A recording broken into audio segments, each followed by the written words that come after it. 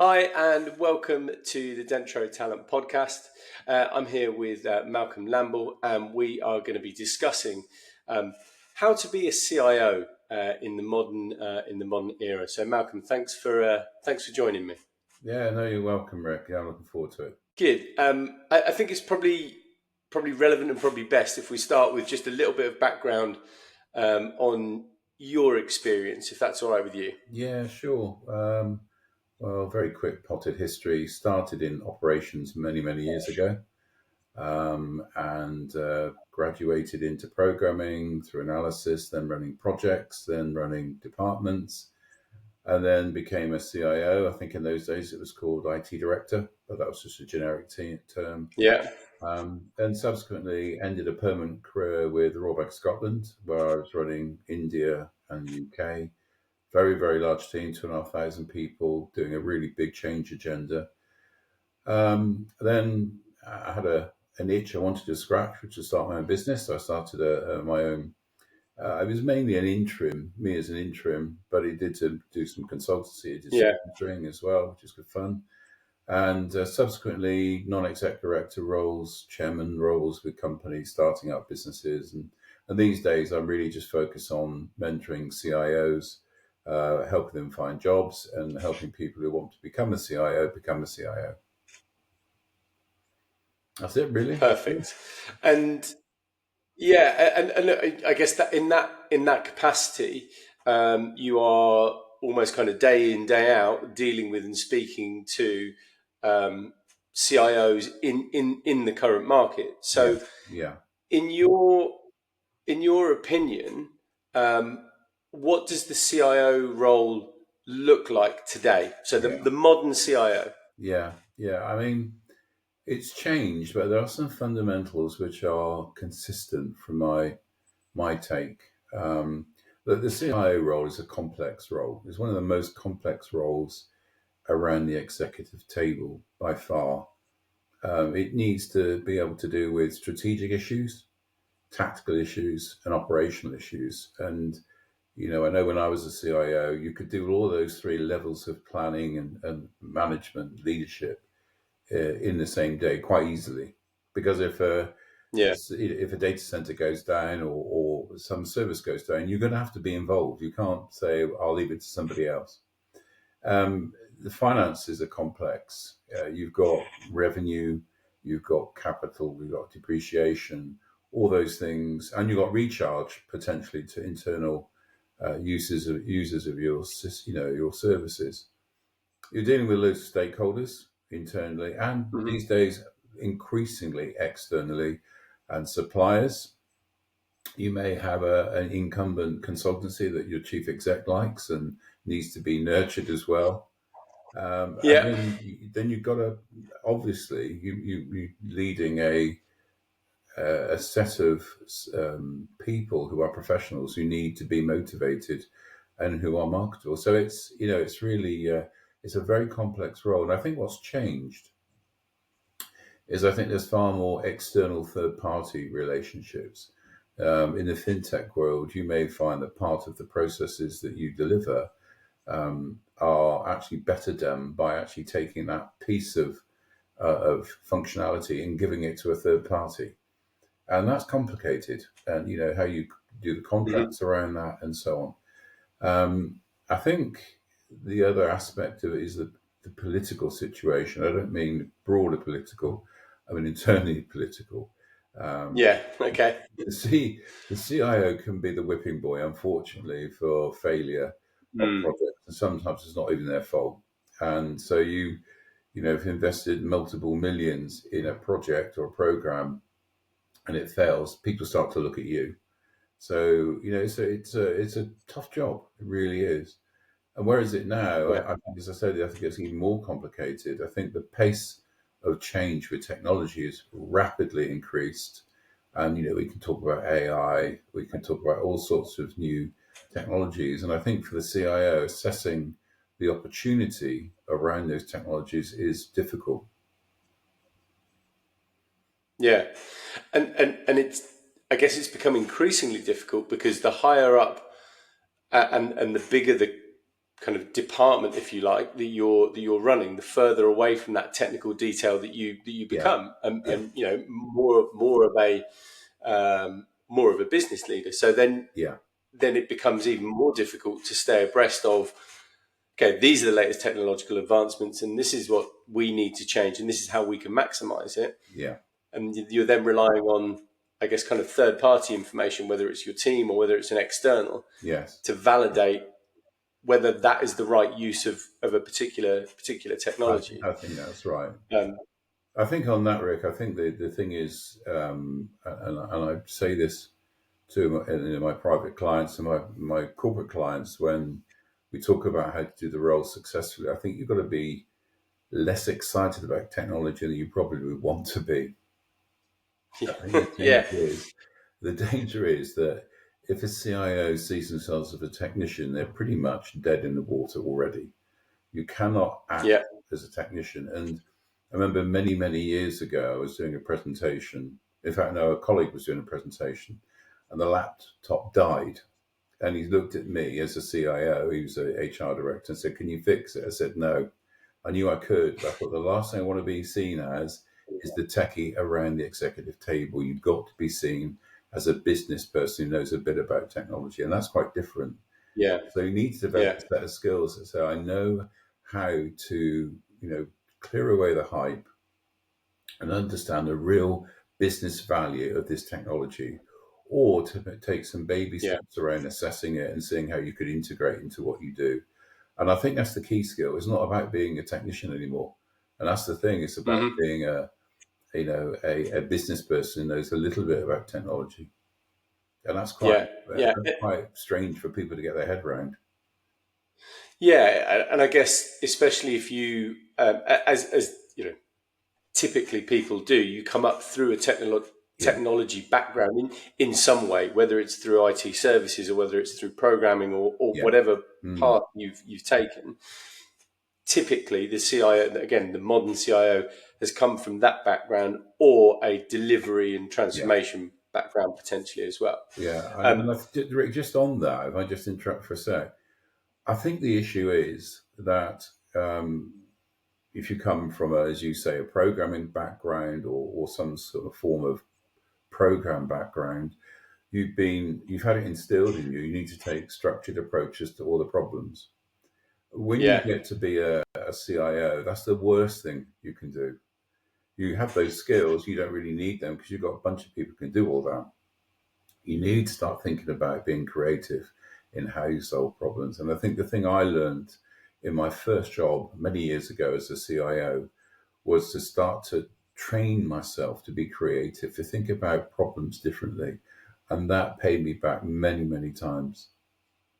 yeah, and that is, I would imagine, having not come from that background and not Yeah. being massively process driven myself, I would imagine that's one of the more difficult skills to learn, because it's not just a fact. It's not just, you don't look it up in a textbook and suddenly go, okay, right, I'm creative now, Yeah, brilliant. yeah, absolutely. And I think the thing is, the thing I've recognized, as I said at the beginning, is you go from programming to analytical skills to leading projects to leading teams. Every one of those role changes is a skill set change. And it's important to Yeah, throw away or at least park my programming skills. And I was a young man then. You park those skills and you realize you've got to engage a different set of skills. So every role, and it's very true for somebody coming from a departmental lead, so head of development or head of operations or whatever the role is, into a CIO role, you've got a transition set of skills that you need to consciously develop and actually park your old ones. And that's quite hard. yeah. So that's because that's a really really interesting point, because each role is, as you've just said, is requires a different skill set. Yeah, Um, you probably lean on some of the stuff that you've done previously and some of the yes, stuff that you've learned yeah, previously. But how do you, I guess, go about acquiring those skills to yeah. prepare you for the next challenge up? Yeah, a number of things. I think, firstly, I think becoming a commercial CIO is, the word you need to attach commercial to the beginning of the CIO bit. You need to really Yeah. understand business. And I did that by an interest in things like the stock market and investment strategies, understanding how businesses make money, where they generate money, how they get capital, etc. And I found all of those things absolutely critical to start to understand how I could add real value. And so if I started a new company and simple stuff, if I met with the finance director or CFO, I would say, how do we make money? And I would engage, Yeah. get the empathy with him straight away by saying, look, I'm here to either save money or make money. Need to talk about shareholder value, understand the fact Hmm. that the CIO's job is to create shareholder value and increase the bottom line. That's why you're there. You're not there to deliver technology per se. You're there to add value. I Yeah. think the other thing is I had in the early stages of my career, I did have a mentor who helped me understand some of the things about myself in terms of what my weaknesses were, how to engage with the senior people in the team, and how to get feedback from them, and that was very, very helpful. But what I find, Rick, Hmm. is with the people that I mentor is they typically have a weak network. They typically, and these are sort of Yeah. typically new CIOs or CIOs been in post for maybe 2 or 3 years. They have a weak external network. And you really do need to be able to draw on people for answers to questions about products. Um, they also have weak stakeholder management skills and how to engage with people. There are techniques that I use where I can show them just by conversation who they have a poor relationship with, and it's quite easy to do if you Yeah. understand the process. So, Yeah. but I think the other thing, just on the commercial thing, is um, there's it was quite topical a few years ago, and I think still is for CIOs of external roles, such as a non-exec director on a board, gives you a different Yeah. perspective, and I think that's helpful too. So there's a number of things you can do to help develop those skills. Yeah. And I think that almost everything that ran through what you spoke about there was you going out and acquiring those skills Yeah, rather than those skills being handed on a plate yeah, to you. yeah, And I think that's quite a few people who I speak to, and actually I've run events called the Road to CIO, and it's about operational leaders making that transition. yes, And it's amazing how many people aspire to be a CIO, a CTO, or get a seat at the top table, but haven't done the groundwork, yes, and need to, like you say, okay, who could mentor me, and where do I find that mentor, and am I prepared to be a mentee? Are yes, you open minded about it? yeah, Because I think yeah, that's, again, if when you're in an operational technology role, you sometimes don't kind of take in all of those different factors yeah, that are external. Um, so I think it's an interesting thing. You almost have to prepare yourself. Nobody's going to do that for you, absolutely, um, yeah, unless you have a you know particularly people focused leader, ahead of you. yeah. Um, but even then, you don't want your mentor to be your boss, because that Doesn't that usually doesn't work. work. No, no. It's always better to have Yeah, an independent individual and I think some companies have internal schemes, some have external. I think external's better, primarily because you want a different set of perspectives from somebody who's had experience in different companies, experience of different cultures. The thing is that your mentor has seen those problems before. So why would you want to yeah, make those mistakes yourself when somebody's going to say to you, "I think I know what's going to happen here," because history does does tend to repeat itself quite a lot. That's for sure. Um, yeah, and I think even the other thing, Rick, is language. I've noticed from working with I obviously have a large network of CIOs that I talk to regularly, the language they use is very different as an executive CIO as opposed to somebody who's just a leader in a tech team. I mean, you can see it in the way Yeah. they talk about issues, the way that some people would say that's a big issue, an exec would say, well, let's put it into perspective. What impact is this on Mm. the company? What impact is it on the bottom line, et cetera, et cetera. So it's quite interesting how language can play a really big part. Yeah.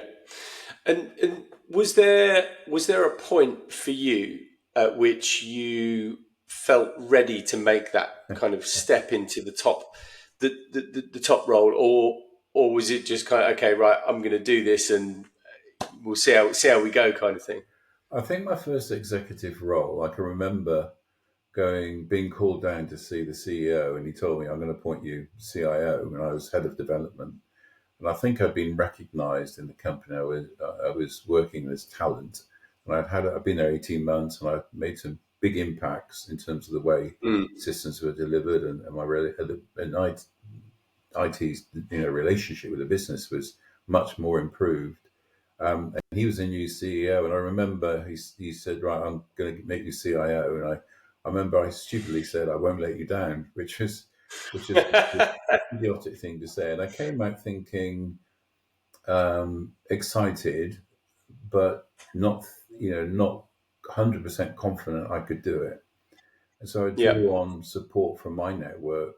I was close to a university, and they did a case study on my department as a best in class IT, which is fantastic. Which Right. is Yeah. really good PR. But I think what I found was um, having thought about the transition I was going through, and like we were just talking about, think through what you need to do differently. I found that my confidence grew really rapidly, and that I thought, do you know what, I can do this. And I had a few big project successes, and then the company was very strong on PR, and the PR guys started promoting me a bit to the market, and things changed, in terms of my confidence, within 6 months, which was brilliant. Mm. It's really good. Yeah. And then I thought, yeah, do you know what, I can do this. And I think whenever you take a step up, you think, a bit of imposter syndrome. Can I really do this? And then you realize Yeah. if you've done the groundwork in terms of preparing yourself, you can. Yeah. And did you, so quite a few CIOs, IT directors that I've spoken to, and recorded podcasts with about their journey. Mm, Um, they cite kind of a moment in time where they were almost questioning what the CIO above them was doing, and thinking, okay, I mm. probably wouldn't approach it in that way. And that Yeah, was that's that interesting. was for them kind of a light bulb moment of, Yeah, okay, I think I'm ready for that, and then they go out and find that. yeah. I think throughout my career, I've watched the person or the people above me, both my immediate boss and probably above them as well.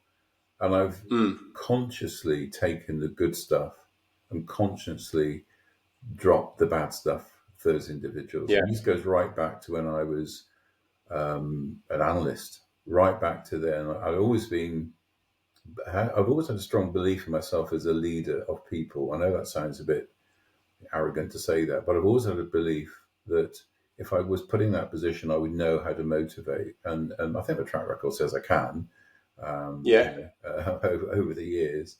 And I've thought about it, and I've thought about how I was treated by leaders, and what they didn't do and how they didn't communicate with me. And obviously, communication is key in leading people. And I've developed my leadership skills to be tuned to me and tuned to the people I lead. And it seems to have worked. Yeah. And you know, I think you kind of, you find your way in leadership, Yeah, don't you? yeah, You learn, as you say, from the external factors, yeah, but you learn a lot about yourself in quite challenging times, yeah, and when you go through those, and I think you shape your own leadership style. Certainly, from yeah. my experience, having led teams in the past, Yes. probably the first few years, I was probably pretty terrible, and it wasn't was hardly an inspirational leader.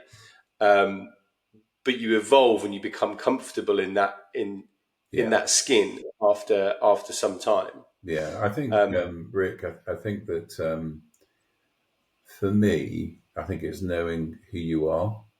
So when I do yeah, my placement mentoring, helping people find jobs, I say to them, I want you to be able to tell me what your brand, your personal brand is. And they said, well, why do we need to do that? I said, because you'll go along for an interview and somebody will ask you, who are you? And you need to know who you are. You need to be able to answer that question because self-awareness for any executive is absolutely critical. And being able to answer yeah, the question clearly, concisely is important because you won't get asked a harder question in an interview. yeah, yeah, definitely. So to haul it back to Mm. the CIO role Yeah, specifically, yeah. um, what what's changed in terms of kind of the seat at the table for CIOs, and what importance does it now hold in a business? Yeah, I think it's with the level of technological change that we talked about earlier on in the podcast, I think it's actually critical. I despair sometimes when I'm helping people either grow their careers or whatever I'm doing with them, and they're talking about their role and they haven't got a seat at the table, so they're away from the board or typically the management exec team. And I despair. You've got HR around the table, you've got sales around the table, and yet the person who probably, with the right skills, has the biggest advantage to really transform your business is removed from that table. And I always think Yeah, that's crazy. I think also if a CIO reports through the CFO, I think that's always dangerous. Becomes a cost yeah, issue and a risk issue rather than a business growth issue. So I think what's happening now, if you've got a CEO is not enlightened about the opportunities and the risks, by the way, we all know about yeah, CrowdStrike and all the things that can happen. If they're not enlightened about that, then it makes a CIO's job incredibly difficult. And there's a danger you've got enthusiastic amateurs. I mean, as a CIO, that was the worst thing for me because out of a portfolio of technology, you can often find that your biggest risk is the one bit of tech that somebody's invested in a department that you don't know about, and it's a gateway into yeah, all of the infrastructure you've got. So, it's a multifaceted role, as I said at the beginning. Um, yeah, I think being around the table, I think, is important. I think being seen as a business person rather than a techie is critical. Um, and then just having an enlightened approach around the whole table for how to assess the opportunity with technology, what's coming, and yeah. so on. Yeah, and I've I've worked with and worked on a number of roles throughout my career Yeah. where the most senior person in technology is reports to an FD Mm. or a CFO, and you know they're fighting a losing battle from the start Yeah. because all it is a number on the P&L, Yeah. and that you miss a lot of opportunities. So how do how would you monitor and measure the success of a CIO and that department? Yeah, it's just really tricky because I think you can put in a whole load of KPIs, and you can present your big, lovely, bright green dashboard to the board and the management exec teams. But it doesn't feel like that. What's the point? Seriously, what's the Yeah, point? That's a set of metrics, and I'm not saying that's not important. I mean, I know it sounds really unstructured, but how does it feel for them? Does it feel they're getting value? Does it feel they're getting responsiveness? And I think that's for me the critical thing. So I know this is an oversimplification, but what is the satisfaction survey? Is it good or is it bad? And what's the trend? And it's difficult for a Yeah. CIO because, if they're sat around a weekly meeting with a CEO, which often happens in most companies, if they've had an outage, they've got to report it. So they're constantly giving bad news. And that's one of the things I struggle with. Yeah. Even some of the guys, my peers, used to say, "Oh, we feel really sorry for you because you're always going to come and say, oh, we had an outage if it's anything significant and report bad news." It's a bit like the underground. It's all services are running good, is great, but if there's one down, you get really fed up with it. So I think, Yeah. and I found ways of overcoming those issues. And going back to the sort of the board thing, I think if you're not on the board, you need a really, really good sponsor who's got your back at the board and understands what you're doing. And that is another Yeah. option. There is another option because political capital, it's a complex topic again, but political capital gets burnt very quickly as a CIO. If you've got somebody who's got strong political capital and can fight your battles when you're not there, that can really, really help. And that is an alternative. It's not recommended, but you can make that. I've made that work, and you can make it work. Yeah. Yeah. Uh, I always, I always think that the loneliest kind of C-suite role in technology has got to be the CISO role, because Yeah, if everything's fine, nothing happens, and it's only when things go really wrong, yeah, that's when the CISO gets the spotlight shone on them, yeah, and I guess to the same extent that can happen as a CIO, yeah. right? I was going to say actually, I think the CIO is an extremely lonely role. The Yeah, affinity with other people around the table is not as strong as it would be between, say, sales and other roles. There's hmm, more of a joint role. You're seeing, I know it sounds great, it seems a little bit as an alien sometimes, particularly in the early days of technology.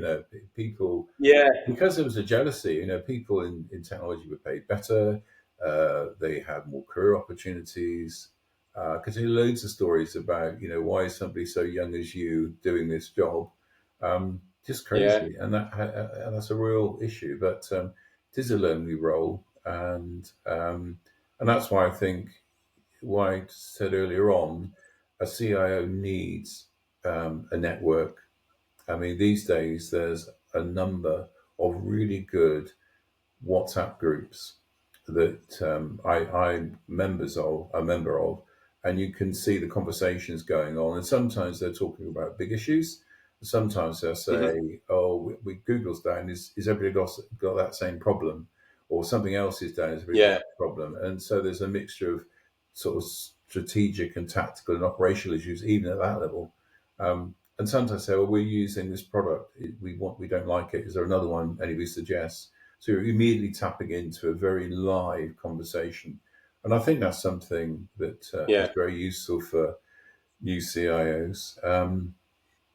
And I think the other thing I realized was in my early days, I would go to some big events, seminars to basically to network, but also to learn about stuff. And I found I didn't learn that much, certainly not as much as talking to people. And I think trying to attach to small networks like dinners of CIOs is much more powerful because you build up better relationships, better networks which you're going to probably need in the yeah. And from my own personal experience, I've certainly found that you go to a massive event, and you don't get that yeah, one to one time. You don't get no, those conversations, which actually, you can place quite high value on those conversations, yeah, and then the yeah, network of that moving forward. yeah. I think that's So, right. Malcolm, lastly, I'm really interested to get your take on what's happening in at the senior end of the market at the moment, Mm, because I think it's no secret that it's quite tough out there for technology leaders at the moment who Yeah. perhaps find themselves, finished a role, plan to take a few months off, and have struggled to Yeah. get an equivalent role again. Mm. I think it's tough out there. That's what my clients are finding. The ones I'm working with are my placement projects. I think my take on the market generally is that when there's political instability, people tend to stop recruiting, and I'm sure you see this, Rick, as well. Mm. And I've noted in my own roles, and I've been made redundant a number of times, mainly through companies buying the company I was in, and they've got their own CIO. Thank you, Malcolm. Goodbye. Here's a check. And Yeah, I don't complain about that because I've done very well out of that, and I was good enough to and sensible enough to be able to start a new job usually after the weekend, and that's all about yeah, the skills and knowing what's coming and having a really good network. But I know when there's a general election pending, when there's real instability economically and in terms of government, that people stop or slow down recruitment. Um, yeah, and so I think that's happening at the moment.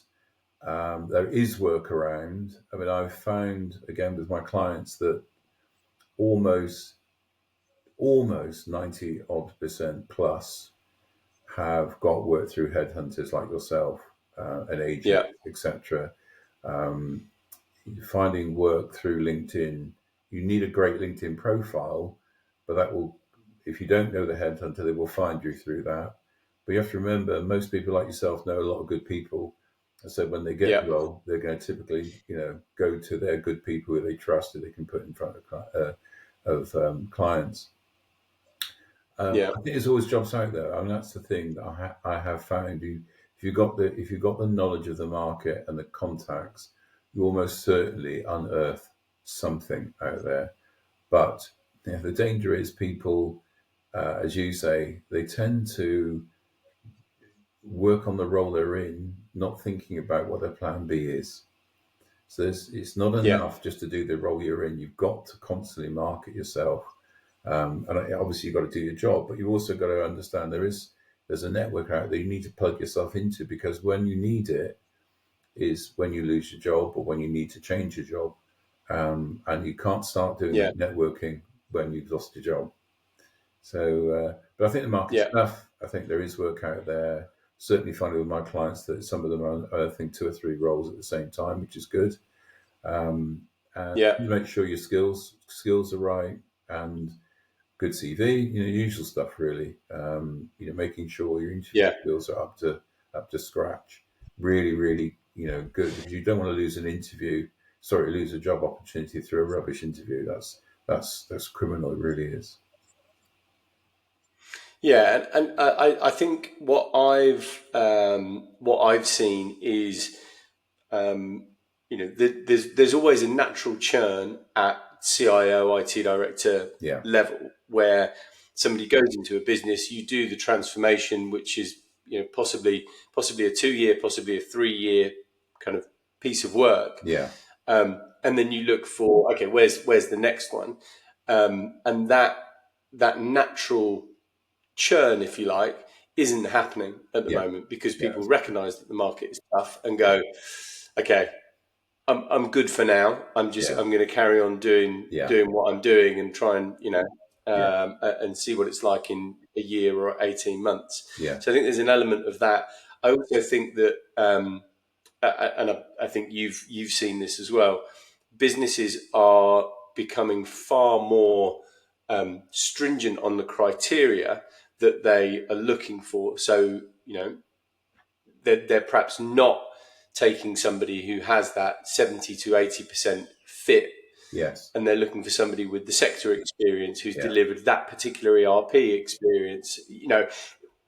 Really, really niching down because there are more applicants, and they can try yeah, and go through that process.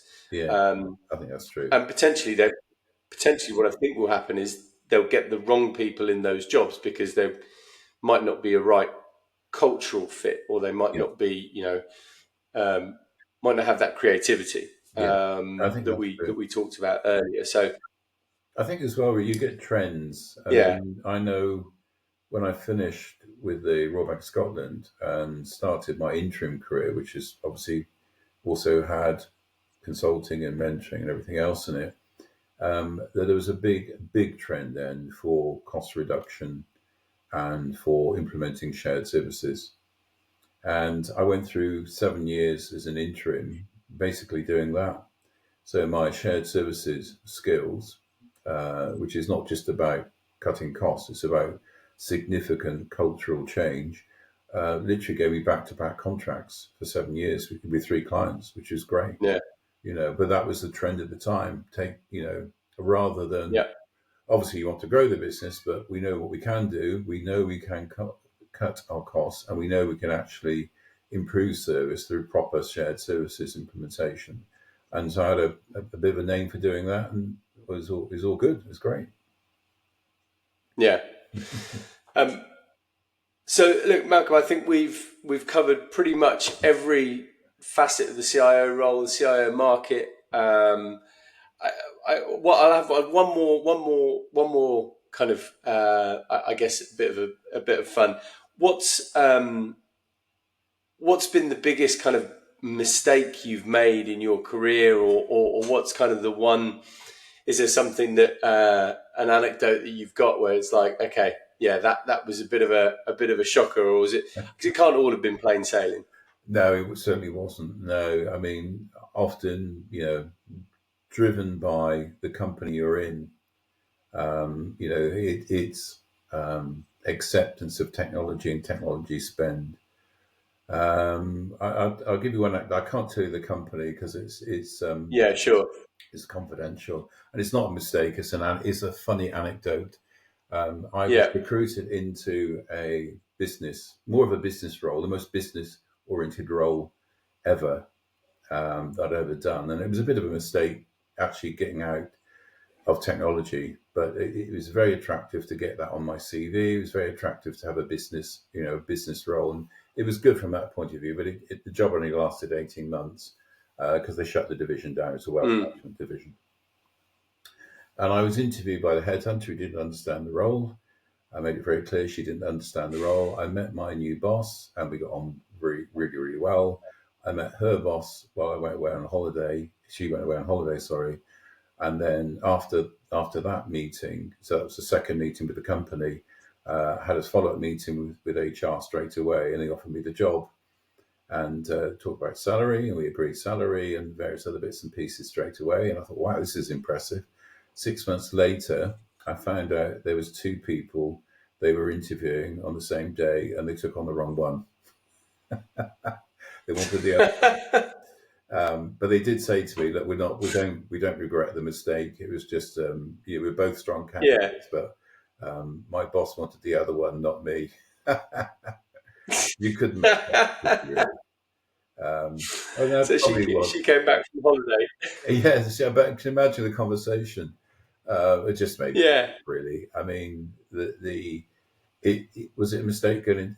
It was good experience going in to do a more pure business role, but I realised I really missed the sort of attributes of being a CIO. That Mm. was a mistake. I made it. I turned it round, but it was a mistake to do that, and wish I hadn't. Yeah. Well, look, thank you very much for sharing that and for taking the time to have a chat. It's been brilliant. Thank you. Thanks, Rick. Cheers. Bye. Bye.